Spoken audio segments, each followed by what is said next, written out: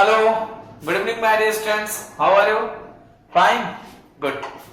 Students, today we start the new topic, application of dimension. Previous lecture में student हम लोगों ने application of dimension के दो एप्लीकेशन पढ़े थे। आज हम लोग थर्ड एप्लीकेशन पढ़ते हैं, थोड़ा इंपॉर्टेंस है, ठीक। तो स्टूडेंट थोड़ा बहुत इस पर डिस्क्रिप्शंस लिखा है, उसके बारे में डिस्कस करेंगे हम लोग।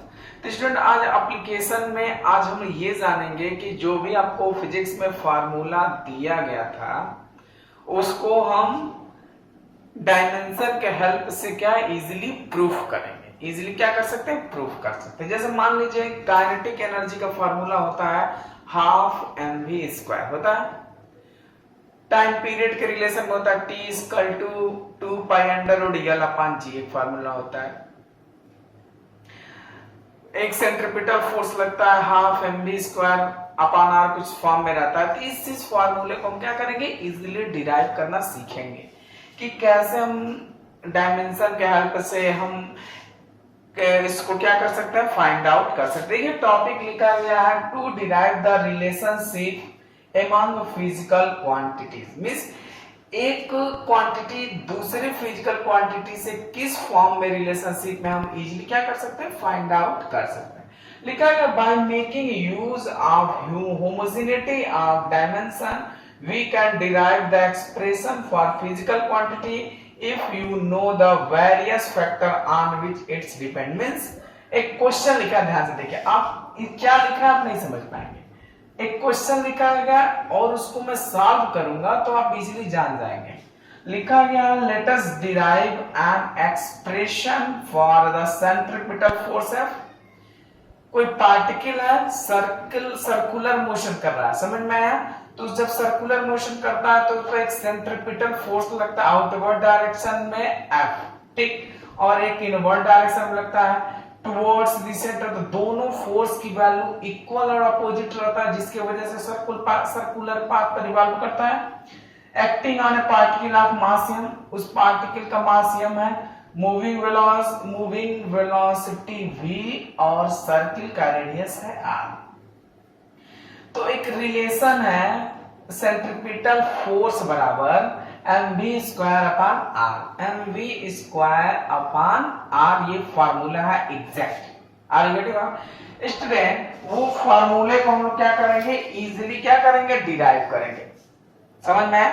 उसको हम लोग इजीली क्या करेंगे? डिराइव करेंगे। Are you getting my point?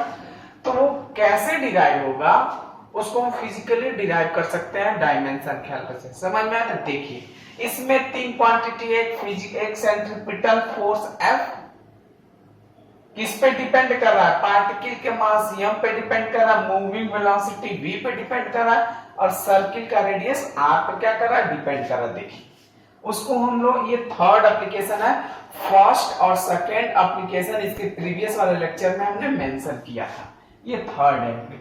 तो स्टूडेंट देखिए उसको कैसे हम लोग कैसे सॉल्व करेंगे, ध्यान से देखिए।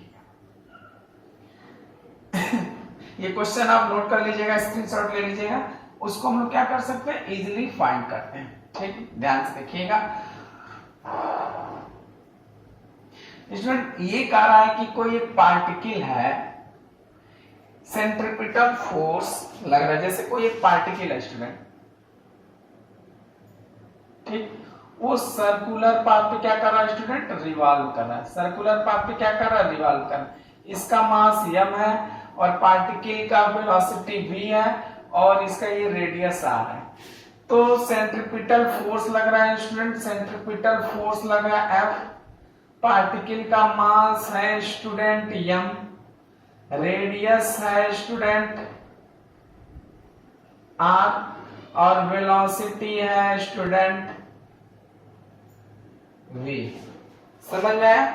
हमारे सामने जो सेंट्रीपिटल फोर्स बराबर होता है student mv square upon r,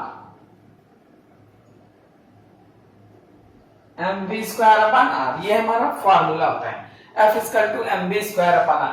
अब इसको हमको डिराइव करना है डायमेंशन के हेल्प से। ध्यान से देखिए, तो F किस पे डिपेंड कर रहा है स्टूडेंट? मास पे डिपेंड कर रहा है, वेलोसिटी पे डिपेंड कर रहा है, r पे डिपेंड कर रहा है। तो ये फॉर्मूला को लाना है, तो ये लाने का प्रोसेस देखिए स्टूडेंट, आप सीधे यहां पे लिखेंगे student F is directly proportional to the M V R, ठीक, F is directly proportional to the M V R, M V R, V के पावर 2 है लेकिन आपको वी के पावर 2 नहीं लिखना, वही तुमको प्रूफ करना, वही तुमको प्रूफ करना एग्जैक्ट ऐसे ही आना चाहिए। तो देखिए एक टर्म्स इधर है और एक टर्म्स इधर है, तो दोनों तरफ के साइड के लेफ्ट हैंड साइड में जो टर्म्स है और राइट हैंड साइड में जो टर्म्स है उनका हम डायमेंशन फार्मूला लिखेंगे। तो फोर्स का डायमेंशन फार्मूला स्टूडेंट क्या होता है, M L T minus two, are getting my point student, M L T minus two. इसको अगर प्रोपोर्शनैलिटी साइन हटाएंगे तो F इक्वल टू क्या हो जाएगा, के एम बी आर, ठीक, के क्या है, कांस्टेंट है। तो राइट साइड का हो गया, आर गेटिंग माय पॉइंट। अब राइट साइड में क्या है, मास, मास के ऊपर पावर क्या लिख देंगे, ए। वेलोसिटी का डायमेंशनल फार्मूला होता है एल टी माइनस वन, इसके पावर रख देंगे बी, और आर को डिस्टेंस है तो इसका हो जाएगा एल सी, समझ में। तो फोर्स का डायमेंशन का, मास का डायमेंशन, हम इस पर एक अननोन क्वांटिटी पावर, जो हमको मालूम नहीं है कि मास का पावर क्या है, ए है, वेलोसिटी के पावर v, हर क्वांटिटी का अलग अलग डायमेंशन, अलग अलग पावर, और रेडियस पर यल पर c, समझ में आया। m L T minus two, M के पावर क्या हो जाएगा स्टूडेंट, a हो जाएगा।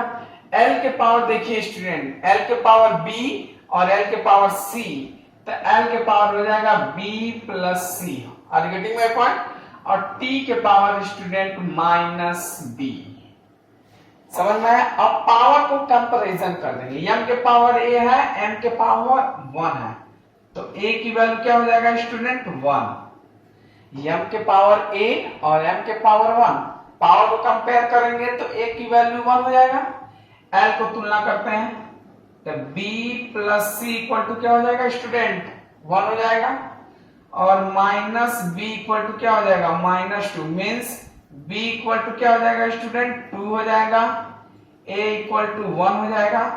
और देखिए अब b प्लस c बराबर 1 है तो b की वैल्यू 2 है, प्लस c इक्वल टू 1, तो c equal to 1 minus 2, c equal to क्या हो जाएगा माइनस 1।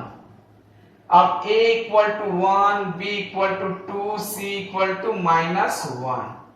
स्टूडेंट हम m के पावर a ले लेते हैं, b के पावर b ले सकते हैं, r के पावर c रख देंगे, m के पावर a, b के पावर b, r के पावर c मानेंगे, समझ में आया। अब a b c की वैल्यू कहाँ, यहाँ पर हम पुट कर देते हैं, तो हम लोग क्या मान लेते हैं, f is directly proportional to the m के पावर a, v के पावर b और r के पावर c, तो f equal to k, m के पावर 1, v के पावर b के वैल्यू क्या है 2, तो 2, r के पावर माइनस 1, तो माइनस 1 नीचे आ जाएगा, तो k mv square upon r, this is the exact formula of centripetal F is equal to mv square upon r। जो फार्मूला हमने यहाँ लिखा था वो फार्मूला हमने यहाँ लिख दिया, समझ में आया। ये हमारा क्या था, एक डायमेंशनली ट्रिक से हम फार्मूला को फाइंड आउट कर लेते हैं, समझ में आया। एक और मेथड आपको बताते हैं, जो अभी मान लीजिए फार्मूला सर ये क्या, ये टर्म लिख देते हैं, ठीक, इसको आप इरेज करते हैं, अब दूसरे फार्मूला को डिराइव करते हैं। हम लोग काइनेटिक एनर्जी को डिराइव करते हैं स्टूडेंट, काइनेटिक एनर्जी लाते हैं, इसको स्क्रीनशॉट ले लीजिएगा। देखिए आप तो काइनेटिक एनर्जी का फार्मूला आप जानते ही हैं, half mv square. Student kinetic energy का फार्मूला आप जानते हैं, हाफ mv स्क्वायर। ध्यान से देखें, स्टार्टिंग करते हैं। काइनेटिक एनर्जी का फार्मूला होता है हाफ mv स्क्वायर, ये होता है 1/2 को मतलब नहीं हमको, हम हाफ mv स्क्वायर होता है, 1/2 का तो हम डायमेंशन नहीं लिख सकते, तो हाफ mv स्क्वायर, ठीक। तब हम लिख देंगे kinetic energy is directly proportional to the M V. Kinetic energy directly proportional to the M V. Kinetic energy mass पे डिपेंड कर रहा है और वेलोसिटी पे। Kinetic energy directly proportional to the M V. अब काइनेटिक प्रोपोर्शनलिटी साइन हटाएंगे। Kinetic energy equal to मान लेते हैं ए एम वी। ए हमारा कांस्टेंट है, ए हमारा क्या है, कांस्टेंट। ठीक, तो काइनेटिक एनर्जी मास पर और v पर, तो हम मान लेते हैं m के पावर a और v के पावर b मान लेते हैं। ठीक, m के पावर m कितनी बार आया ये मैं नहीं मालूम, v कितनी बार आया नहीं मालूम, लेकिन एग्जैक्ट में भी 2 बार आया है, लेकिन वही हमको प्रूफ करना है। तो एनर्जी इक्वल टू क्या हो जाएगा, a m के पावर a v के पावर b। अब हमको डायमेंशनल फार्मूला लिखना है, तो डायमेंशनल फार्मूला लिखते हैं स्टूडेंट। एनर्जी का क्या होता है, m(L2t-2)। एनर्जी का m(L2t-2)। मास का क्या हो जाएगा स्टूडेंट, m के पावर a। वेलोसिटी का क्या हो जाएगा, Lt-1 के पावर b। तो m के पावर a, l के पावर b और t के पावर -b। यहां कंपेयर कर देंगे m(L2t-2)। पावर को क्या कर देंगे, कंपेयर कर देंगे। तो a इक्वल टू क्या हो जाएगा स्टूडेंट, 1। a इक्वल टू क्या हो जाएगा student, a equal to 1। b के वैल्यू कितना हो जाएगा, 2। l के पावर 2, l के पावर b। पावर को कम l इक्वल टू 2। अगर टाइम वाला भी लेते हैं तो देखिए t इक्वल टू -2 और t इक्वल टू -b। तो एग्जैक्ट में b की वैल्यू 2 आ गया। तो a equal to 1, b equal to 2। ये वैल्यू सीधे कहां पुट कर देंगे, यहां पुट कर देंगे। तो kinetic energy equal to a, ये जो हमारा कांस्टेंट है, m के पावर 1, समझ में आया, और b के पावर 2, v के पावर 2। तो काइनेटिक एनर्जी इक्वल टू क्या होगा student, a m v square. और जो कांस्टेंट है इसकी वैल्यू क्या होती है स्टूडेंट, 1/2। यहाँ पे 1/2 लिख देंगे, समझ में आया। तो काइनेटिक एनर्जी का फार्मूला हो गया half mv square. Are getting my point student. अब यहाँ से इजीली हम क्या कर सकते हैं, डायमेंशनली फार्मूले को हम लोग डिराइव कर सकते हैं। अब स्क्रीनशॉट इसको क्या कर सकते हैं स्टूडेंट, ले सकते हैं, समझ में आया। अब स्टूडेंट जो नेक्स्ट टॉपिक पढ़ेंगे स्टूडेंट, नेक्स्ट टॉपिक में पढ़ेंगे सिग्निफिकेंट फिगर क्या होता है। ये हम लोग नया टॉपिक को हम लोग क्या करेंगे, स्टडी करेंगे, समझ में। हम लोग एक और फार्मूले को डिराइव करते हैं, t इक्वल टू 2π√L/g। ठीक, एक टाइम पीरियड होता है, जैसे एक सिंपल पेंडुलम है स्टूडेंट, सिंपल पेंडुलम, वो थ्रेड से बॉब को बांध दिया जाता है और उसको रोटेट करा दिया जाता है, ऐसे ऐसे रोटेट करता है। तो वो जो g की वैल्यू होता है उससे हम लोग फाइंड आउट करते हैं। तो इसमें जो टाइम पीरियड का जो फार्मूला होता है t इक्वल टू 2π√L/g, उसको भी हम लोग क्या कर सकते हैं, फाइंड आउट करते हैं। देखिए कैसे, ये नोट कर लीजिएगा, स्क्रीनशॉट ले लीजिएगा।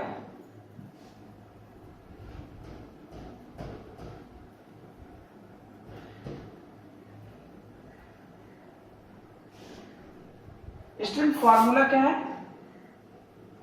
t equal to 2π√L/g। Are getting में, t इक्वल टू 2π√L/g। 2π को मेंशन नहीं हमको नहीं करना। तो t is directly proportional to the L/g।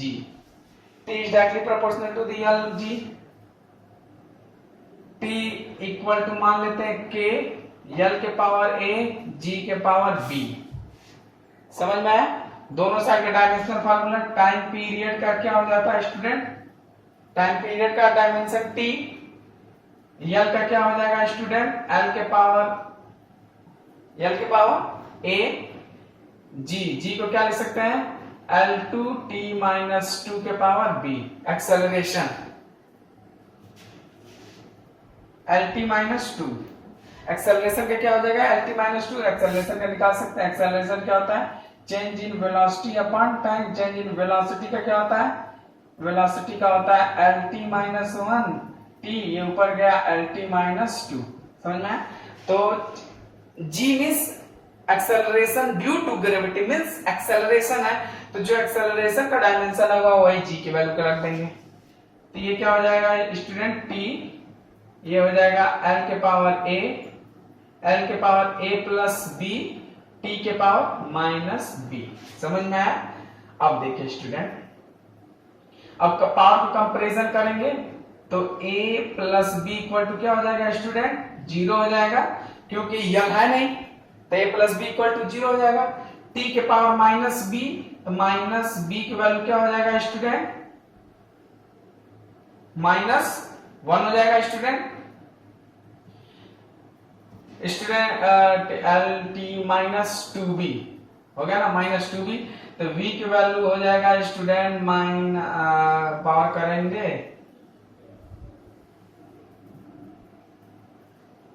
-2b equal to 1 हो जाएगा स्टूडेंट। तो b इक्वल टू क्या हो जाएगा? -1/2। समझ में आया? a plus B equal to 0, -2b equal to 1, तो b इक्वल टू -1/2। अब देखिए a plus B equal to 0, तो a b की वैल्यू पुट करेंगे तो -1/2, a इक्वल टू क्या हो जाएगा? 1/2। b की वैल्यू हो गया तुम्हारा 1/2, a की वैल्यू 1/2, b की वैल्यू -1/2। हमारे सामने रिलेशन था t student t equal to k, l के पावर a, g के पावर b था ना स्टूडेंट। तो t equal to k, l के पावर a है, तो 1/2, g के पावर -1/2, तो माइनस पावर है तो इसको नीचे लेते आएंगे student. t equal to k, l के पावर 1/2, g के पावर 1/2। तो कोई चीज पावर 1/2 रहता है तो उसका मतलब उसको अंडर रूट में लिखा जाता है स्टूडेंट।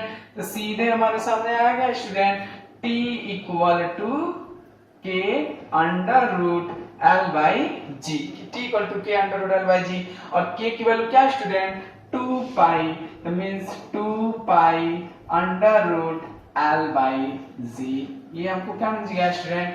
फॉर्मूला बन गया t equal to 2 pi under root l upon G. ये हमारा एग्जैक्ट हम लोग डायमेंशन के हेल्प से इजीली हम लोग रिलेशनशिप को क्या कर ले रहे हैं? फाइंड आउट कर ले रहे हैं। समझ में स्टूडेंट? जहां आपको वीडियो सही लगा, समझ में आया, तो वीडियो को जरूर सब्सक्राइब करें और शेयर करें। ओके, मिलता है नेक्स्ट टाइम।